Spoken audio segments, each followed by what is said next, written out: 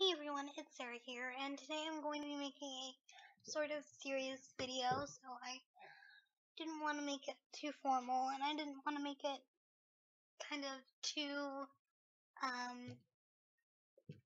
serious. I mean, it is serious.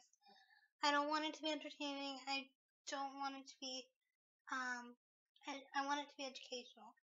So I'm kind of like kicking all my editing to the side, doing it in my bed. I'm gonna be cozying up because this is kind of something that's really important that needs to be talked about, but something that makes an awful lot of people uncomfortable. And that is the M word. And no, I'm not talking about Morphew, marriage, Mormonism. I'm talking about midget. Um, so, um, so in like examples show, Little People Woman, Little Women, LA. One of the characters, or the one lady, Tara, has said it was used to mean a freak show a really long time ago. In around the 1800s, how would you guys feel about being called a freak show? Before I start with people's opinions and feelings about it, I think the history is something worth mentioning. The dictionary.com definition of midget is being a miniature replica or a model of something. In the Urban Dictionary definition, it's ranged from a tiny subspecies of the human race, mainly raised in midget mills for the entertainment of normal people.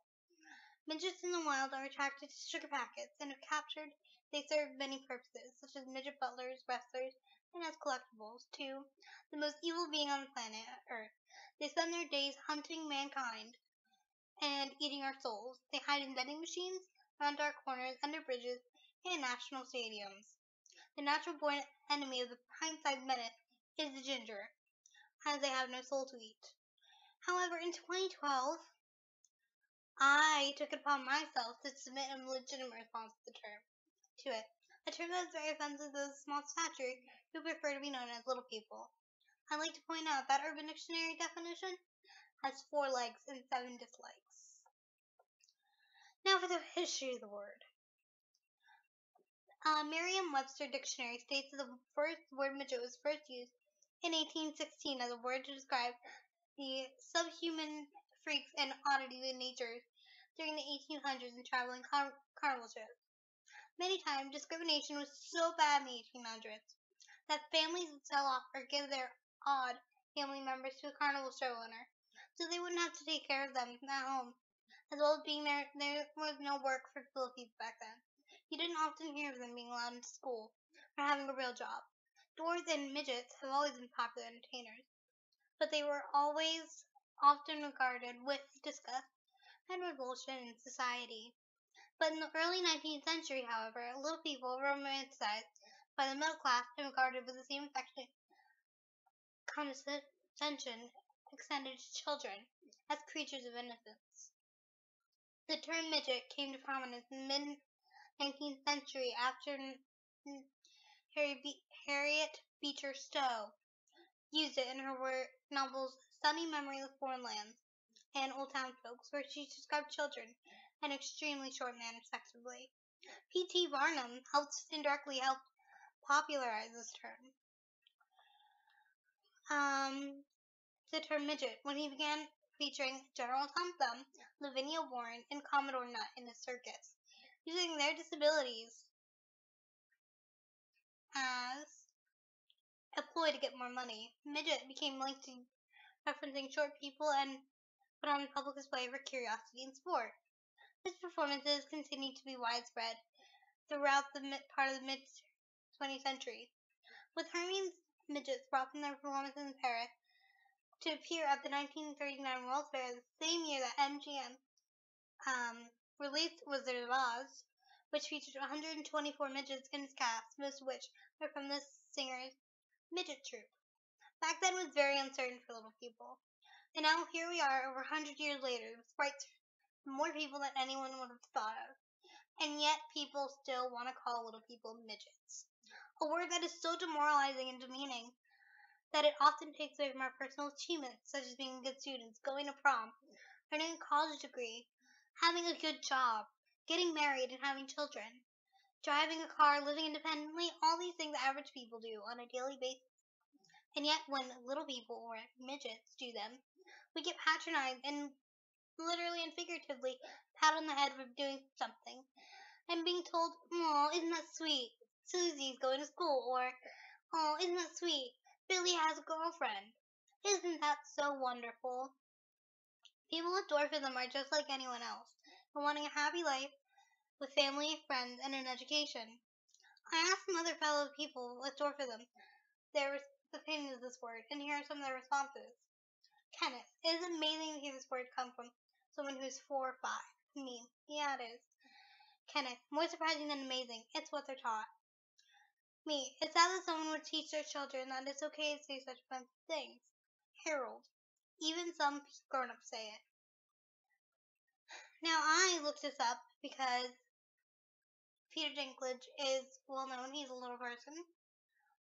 He used to turn down a lot of roles when he was just starting the acting world, refusing to take parts that used his height as a source of laughter and mockery.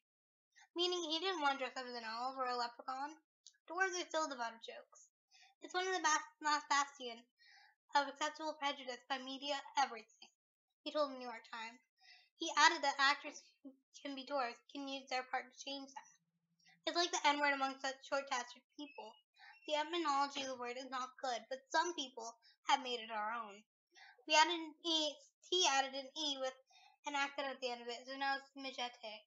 So I have a French version. I have a friend who's not a dwarf, he's an alchemist of sorts, and he concocted a men's cologne that he called Midgette, and he gave him a bottle as a gift.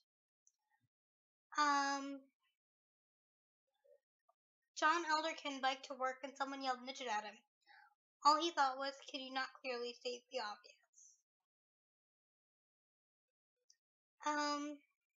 Brittany Harris made her Facebook status. I would like to make a random statement. Derogatory words are derogatory for a reason. We have nicknames for every race and thing, and why? It is the first given name for a reason. Let me just say that the word midget is one of these derogatory words. What I am considered is a dwarf or a little person. It has an actual name. People do not realize the frustration felt when it is heard. Much like when African Americans are referred to, some Hispanic derogatory name, and other races. We are a group of people, not a disease. Why can't we look at one another as humans instead of different? In any case, we are all people, and you don't have to star on your nose when you use derogatory words either. Lisa says, people need to know that the M word is no different than the N word. It hurts just the same. My friend Dawn says how and why the word should be derogatory. Much like the other ugly words, like N against African Americans, S against Latinos, S against gay men, and D for lesbians, and a whole lot of ugly words that we need removed from our vocabulary to describe people. I'm tired of this patronizing crap. People with dwarfism are not freaks or a carnival show exhibit. Emily said, I've noticed guys messaging me and saying that they'd like to date a midget so they can brag about it. That's always gotten her down. My friend Anne Marie said one day she walked out of the door and some kid said, are you a real elf? And I said, yeah, sure, but I still smile when I tell the story. But that's when kids say strange things. They get their education from the adults. They're to blame. And now I'd like to put a picture up that I have permission to put up of a little person at work. This is Robert Starkey at his job. He plays Midge the elf.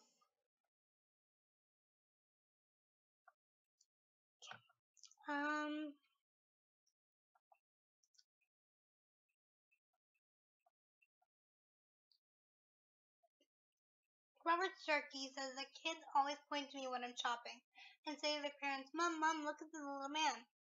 I just walk up to them and say, shh, I'm from the North Pole.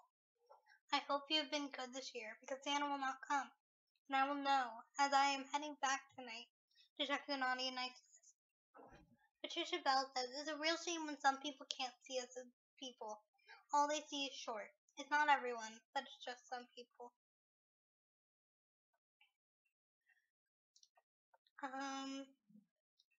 Danielle Kerber says, recently she's been asked at her job if she'd like to play an elf.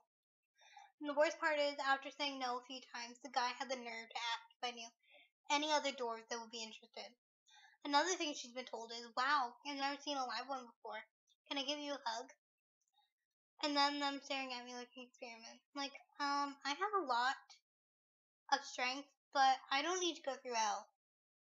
Danielle had the unfortunate experience of some kids whistling at her, like they were calling a dog. Danielle calls Walmart, "Hey, midget!" She cried after she left. And me, well, as a child, I was bullied, but I discovered that the worst thing that could be called was a midget. I had no idea why that word stung so much. When a kid who kneeled in my fourth grade class and said, "Oh, look, I'm Sarah, I'm a midget," I had no idea. So please, next time think before you speak. You have no idea how much a word or phrase could hurt other people. Sorry about this sound video, guys, but thank you for watching. Comment, like, and subscribe. Bye.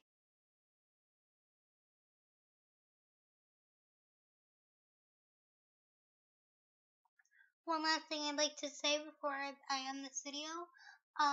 Please send this to your friends and family with using the hashtag and the M word. Thanks, guys. Bye.